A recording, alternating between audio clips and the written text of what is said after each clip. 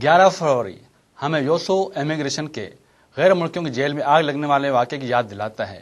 یہ آگ لگنے کی دردناک واقعہ سن 2007 میں واقع پذیر ہوا تھا۔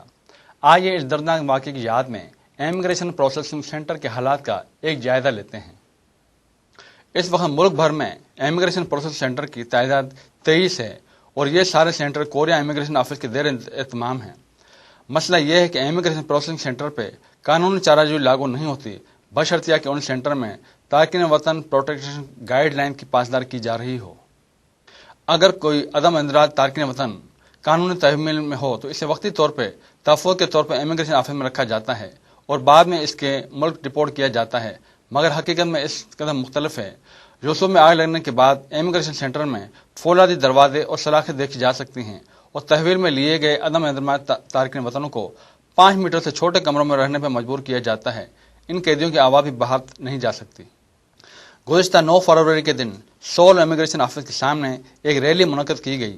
یہ ریلی یوسو حادثے کی تیسری برسی کے سلسلے میں نکالی گئی تھی اور ایک پریس کانفرنس کا اہتمام کیا گیا تھا جس میں ڈیبورٹ کرنے والی حکومتی پالیسی پہ شدید تنقید کی گئی تھی۔ یوسو کے دردناک آگ لگنے جانے کے واقعے کو 3 سال سے زیادہ کا عرصہ گزر چکا ہے، مگر کیا اس واقعے کے بعد کوئی تبدیلی آ سکی ہے؟ پکڑ دھکڑ کی کارروائیاں اور ڈیبورٹ ہونے والے واقعات میں روز بروز مزید شدت آتی جا رہی ہے، خاص طور پر موجودہ کورین حکومت کے صدر جناب ای مینگ پانگ کے دور میں تارکین وطنوں کی تعداد کو کم کرنے کی پالیسی پہ عمل درآمد کیا جا رہا ہے اور ان تارکین وطن کی تعداد 5% سے بھی کم کی جائے، اور اس ٹارگٹ کو عملی جامہ پہنانے کے لیے ملک بھر میں پکڑ دھکڑ اور ڈیبورٹ کی کارروائیاں زور و شور سے جاری ہیں۔ یہ میموری ریلی بارش کے دوران بھی چلتی رہی۔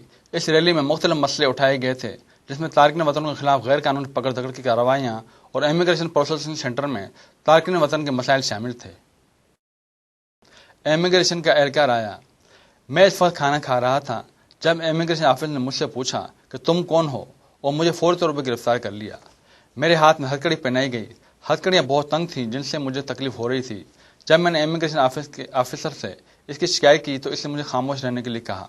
گاڑی کے اندر گاڑی میں 15 لوگ اور ہیں، انہیں کہتا ہوا سنا گیا کہ انہیں 20 تارکین وطن مزدوروں کو پکڑنے کا ٹارگٹ پورا کرنا ہے۔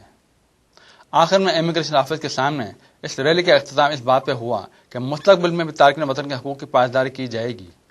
اس سال بھی تارکین وطنوں کے خلاف حکومت کی ان ظالمانہ پالیسیوں کی شدید مذمت کرتے ہیں جو کہ تارکین وطنوں کے انسانی حقوق کی کھلم کھلا خلاف ورزی ہے۔ یوسو جیسا دردناک واقعہ مستقبل میں پھر کبھی رونما نہ ہو، لیکن یہ اسی صورت میں ممکن ہے جب تارکین وطنوں کے خلاف پکڑ دھکڑ کی کارروائیاں اور ڈیبورٹ کے واقعات مسئلوں کو سلجھایا جائے۔